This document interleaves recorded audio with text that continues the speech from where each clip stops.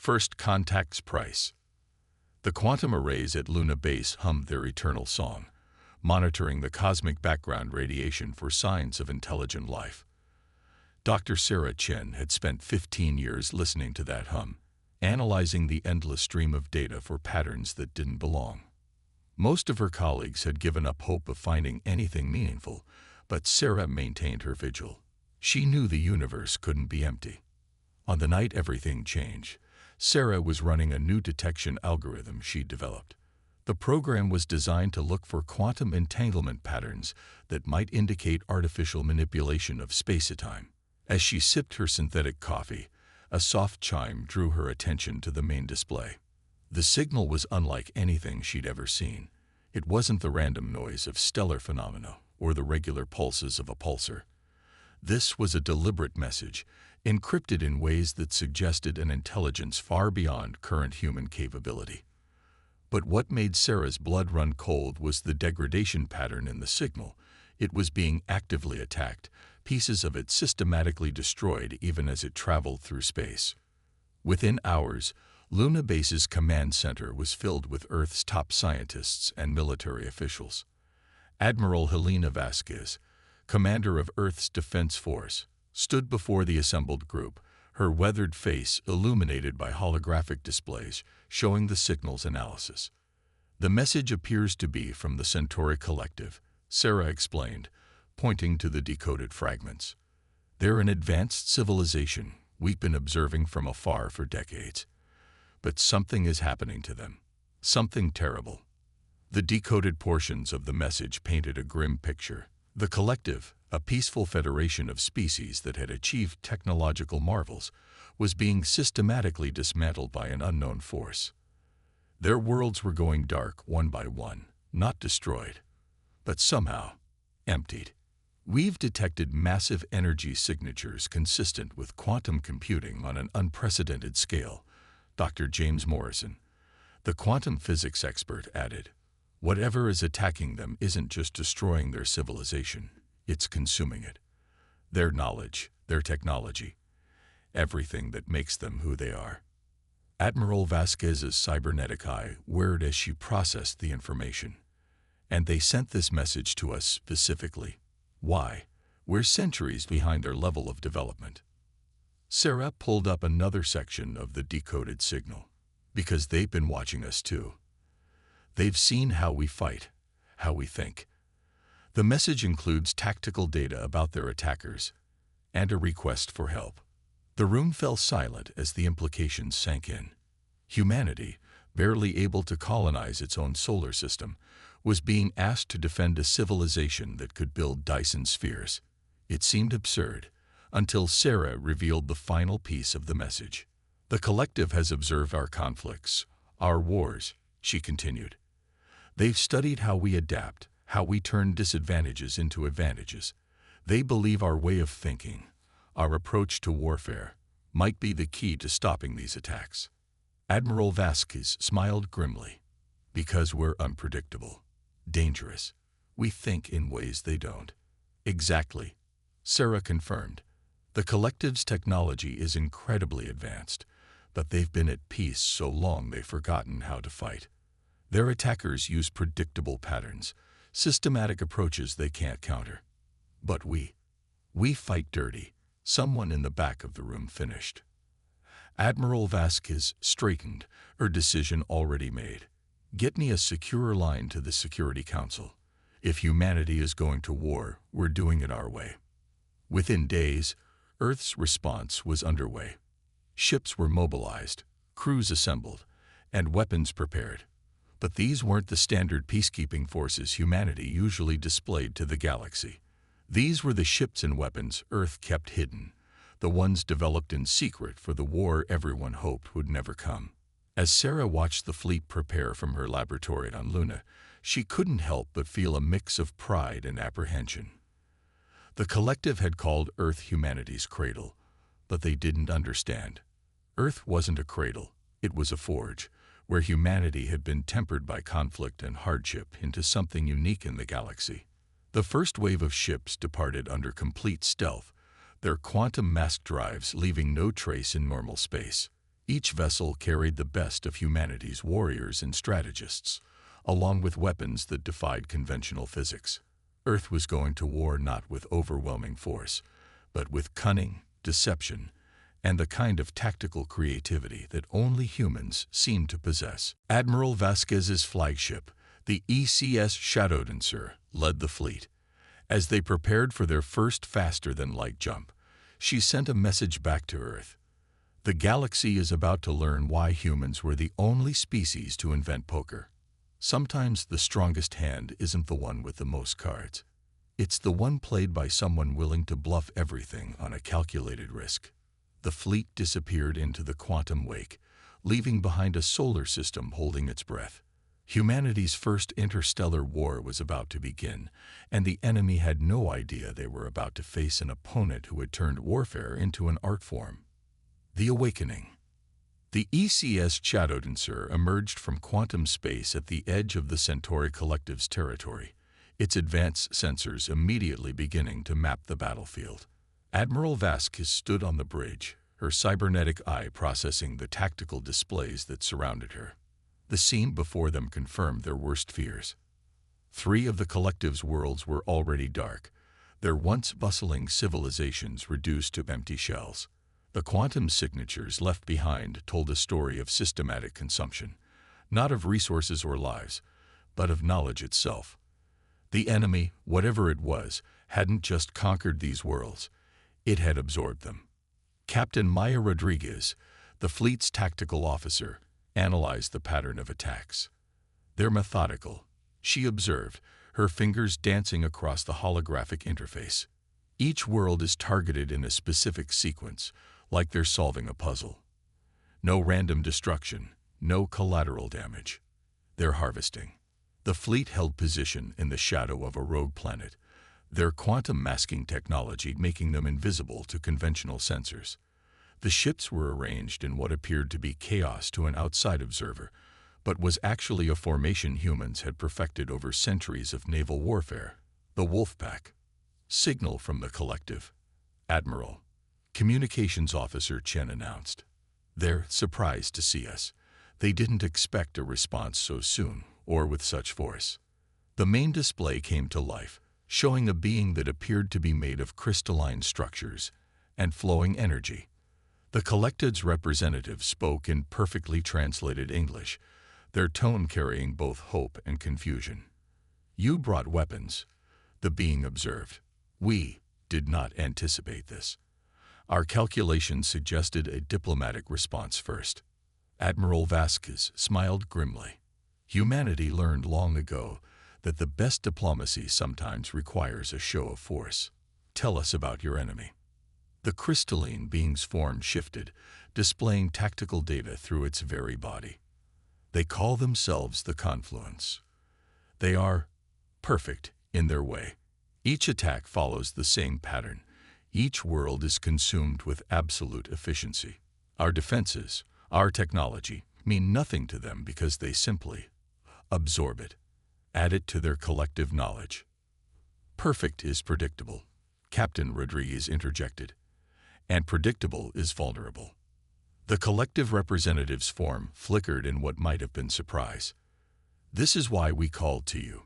Your species. You think differently. You create art about war. You play games that simulate conflict. You find beauty in chaos. We need this perspective. Before they could continue, the quantum sensors flared to life. A massive energy signature was detected approaching the next target world. A collective colony of 60 million souls. The Confluence had arrived. Show me, Vasquez commanded. The tactical display shifted, revealing something that defied conventional physics. The Confluence ships, if they could be called that, were like liquid metal and dark energy given form. They moved with perfect synchronization, each vessel part of a larger whole. Their attack pattern was beginning, a beautiful and terrible dance of systematic consumption. They're not even trying to hide their approach, Rodriguez noted. They don't see the need for stealth or deception. Why would they? Vasquez replied. Until now, nothing has been able to stop them. They've never faced an enemy who thinks like we do. She turned to the collective representative.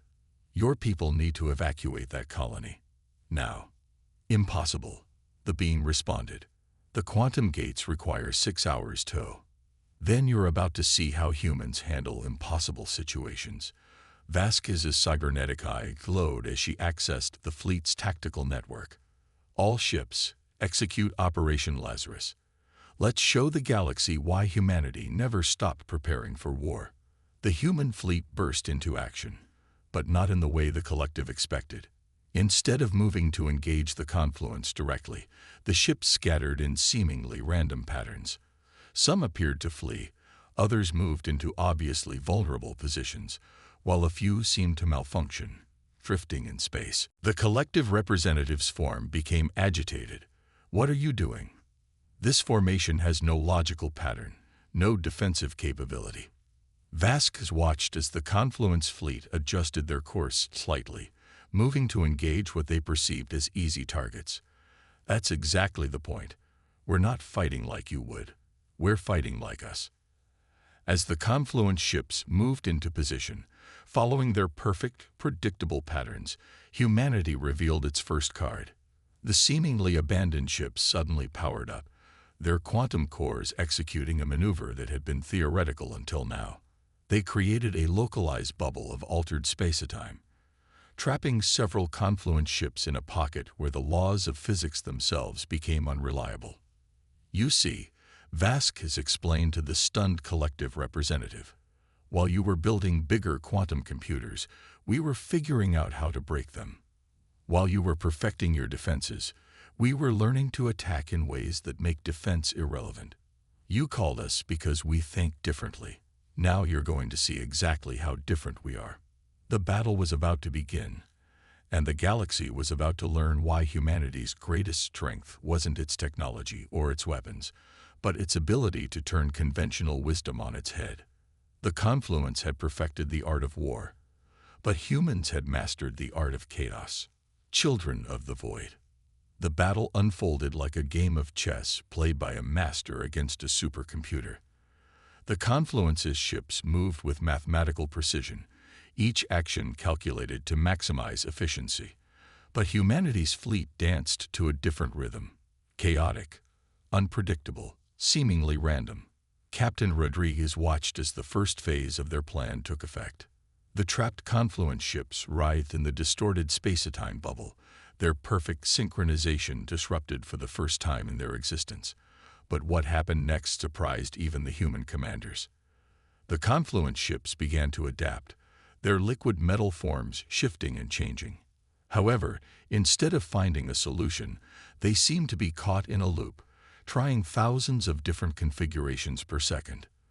They were attempting to process every possible solution simultaneously, and failing. They can't handle uncertainty, Rodriguez realized, her eyes widening. They're like a quantum computer facing a paradox. They need patterns, predictability. Admiral Vasquez nodded, her cybernetic eye recording everything for later analysis. Then let's give them chaos. All ships, execute Operation Pandora.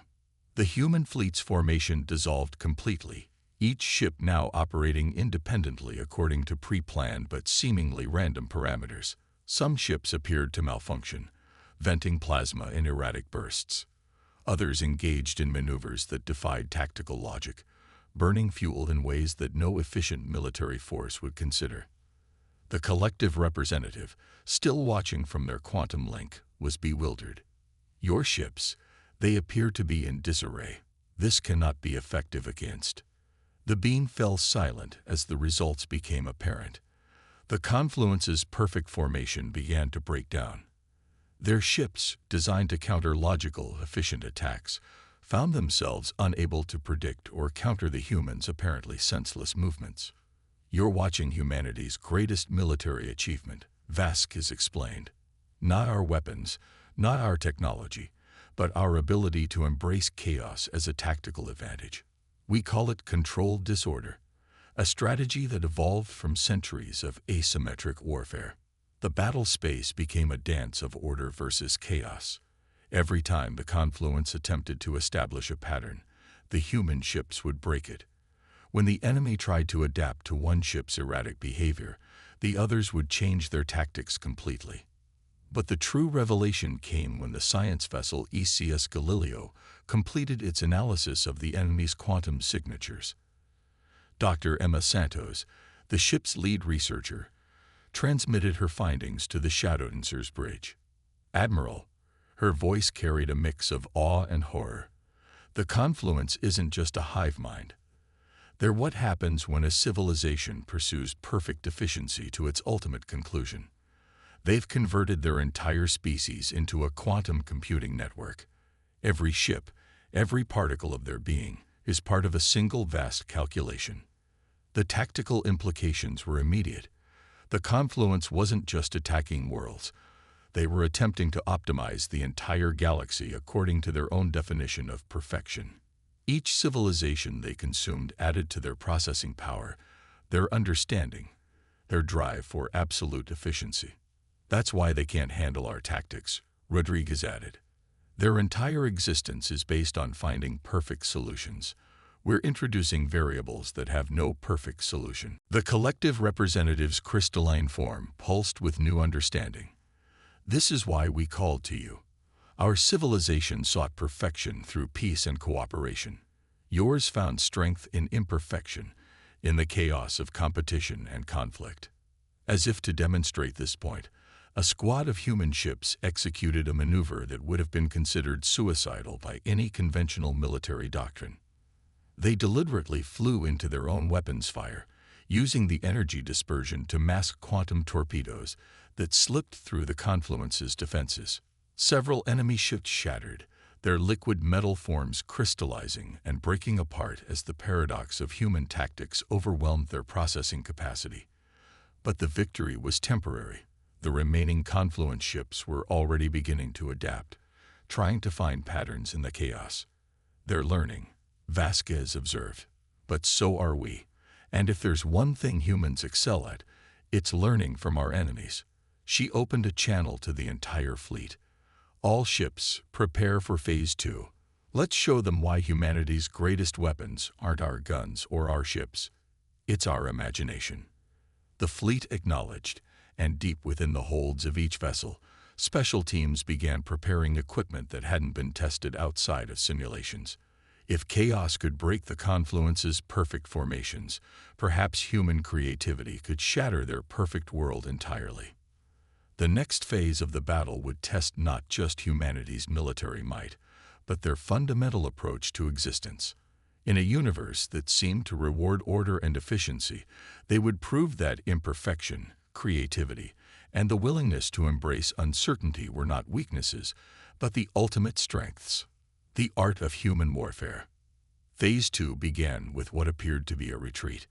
The human fleet scattered, abandoning their positions around the collective colony. To the confluence, it must have looked like victory. Their superior forces had finally overwhelmed the chaotic human defenders. They couldn't have been more wrong. "All ships, deploy the Dreamcatchers," Admiral Vasquez commanded. From the holds of each human vessel emerged what looked like clouds of metallic dust. The particles were actually billions of quantum-entangled nanomachines, each one programmed with a fragment of human consciousness. Memories, dreams, emotions, illogical thoughts. "Let's see how their perfect quantum network handles a dose of human irrationality," Dr. Santos transmitted from the Galileo. Her team had developed the Dreamcatchers based on a radical theory. If the confluence operated like a vast quantum computer, then introducing human consciousness might be like uploading a virus of chaos into their system. The effect was immediate and spectacular. As the clouds of Dreamcatchers made contact with the liquid metal forms of the confluence ships, their perfect surfaces began to ripple and distort. The enemy vessels, which had moved with such precision, began to exhibit erratic behavior. "They're experiencing human dreams," Santos explained, her voice filled with wonder as she monitored the data. "Fear, hope, love, anger, emotions they've never encountered in their pursuit of perfect efficiency. Their quantum network can't process these contradictions." Through their quantum link, the collective representative watched in amazement. Your species weaponized its own consciousness. The computational power needed to digitize human thought patterns would be. We didn't digitize them, Rodriguez interrupted. We quantum entangled them. Raw, unfiltered human consciousness, with all its contradictions and irrationality. You can't calculate emotion. You can't optimize imagination. The confluence ships were now in visible distress. Some began to move in spiral patterns. Others seemed to freeze in space. Their liquid metal forms shifted between states, unable to find a stable configuration that could process the flood of human irregularity invading their network. But the enemy was far from defeated. The largest confluence vessel, a massive construct that dwarfed even the Shadow Dancer, began to emit pulses of dark energy. It was attempting to purge the Dreamcatcher infection by brute force, sacrificing portions of its own network to preserve the whole. They're adapting faster than we anticipated, Vasquez observed. Time for the real surprise. Execute Operation Looking Glass. This was the gamble everything hinged on. While the Dreamcatchers had the confluence distracted, specially modified human ships moved into precise positions around the battlefield. Each vessel carried a piece of experimental technology that the best minds on Earth had developed in secret, quantum mirror drives. All ships, activate mirrors on my mark, Vasquez commanded. She watched as the enemy continued to struggle with the Dreamcatchers, waiting for the perfect moment. Now, the quantum mirror drives activated simultaneously, creating a complex web of intersecting fields that did something unprecedented. They forced the confluence to face itself.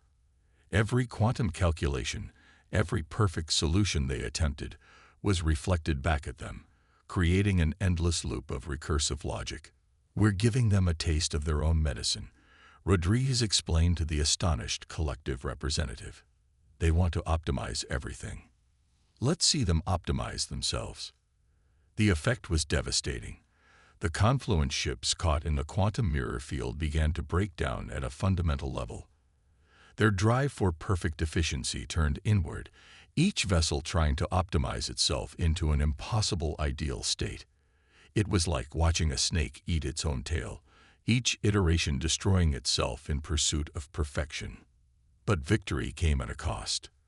The quantum mirror drives were experimental technology, and the stress of maintaining the field was taking its toll on the human ships. Warning alerts blared across the Shadow Dancer's bridge as systems began to overload. Hull integrity failing on the Hastings and the Magellan, Rodriguez reported. The mirror field is starting to collapse. Vasquez made a quick decision. All ships, push your drives to maximum. We don't need to maintain the field forever, just long enough. The human fleet's engines glowed bright as miniature suns as they poured everything they had into maintaining the quantum mirror field. Crew members worked frantically to keep their ships together, many manually overriding safety protocols that would have shut down the overloading systems. Through it all, the confluence continued to disintegrate, their perfect forms breaking down as they encountered the ultimate paradox, the impossibility of their own existence. Their quest for absolute efficiency had become their undoing, reflected back at them through humanity's twisted mirror. The battle reached its crescendo as the quantum mirror field reached critical strength. The largest confluence vessels, including their flagship, began to crystallize and shatter, their liquid metal forms frozen in impossible configurations as they tried to process their own recursive calculations. But even as victory seemed within reach, the human fleet faced its own crisis. The mirror drives were never meant to operate at such intensity for so long. The question now was whether humanity's improvised weapon would destroy them along with their enemy. The response came not in words, but in actions. The confluence ships began to release something, streams of quantum data flowing back to the worlds they had consumed. They were returning what they had taken, but not in its original form. The knowledge, the technology, the essence of the civilizations they had absorbed was being given back, now infused with something new, the capacity for change, for growth, for imperfection. The collective representatives' form trembled with joy. They're not just returning what they took, They're returning it improved, enhanced by the very chaos they once sought to eliminate. On the colony world below, the quantum gates that had been dormant suddenly flared to life, but they were different now. The confluence's liquid metal technology had merged with them, creating something that was neither purely mechanical nor purely organic, a perfect union of order and chaos. Your species, the confluence transmission continued, showed us what we had forgotten. The universe is not a problem to be solved, but a mystery to be experienced. We would learn more if you would teach us. Admiral Vasquez looked around her bridge, at the human crew who had risked everything on an impossible gamble. Then she looked at the readouts showing the transformed confluence ships, at the restored collective worlds pulsing with new life, and at the quantum gates that now bridged the gap between order and chaos. "We'll teach you," she replied, "if you'll teach us in return." That's the human way. We grow by sharing, by learning, by making mistakes, and fixing them together. The collective representatives' form shifted to display all the colors of a nebula. The galaxy will remember this day, when humanity showed us that true strength lies not in perfection, but in the courage to embrace imperfection. As the human fleet began emergency repairs, as the transformed confluence ships helped restore what they had once sought to optimize, as the collective worlds blazed back to life with new purpose, Admiral Vasquez sent a message back to Earth. Mission accomplished. But this wasn't just a victory for humanity. It was a victory for evolution itself. We didn't just save civilizations. We helped birth a new one. The galaxy now knows that humanity's greatest weapon isn't our technology or our tactics. It's our ability to change, to adapt, to look at the impossible and see possibility. The stars would indeed remember this day, not as the time humanity bared its teeth in war, but as the moment they showed the galaxy why chaos and order, perfection and imperfection, logic and emotion all had their place in the great dance of existence. The human fleet had come prepared for war, but they had achieved something far greater. They had taught a perfect enemy how to dream. In the years that followed, the partnership between humans, the collective, and the transformed confluence would reshape the galaxy. The quantum gates they built together would bridge not just space, but understanding. And in distant corners of the cosmos, when other civilizations faced their own existential threats, they would whisper a saying that had spread among the stars. When perfection fails, call the humans. They'll show you how beautiful chaos can be.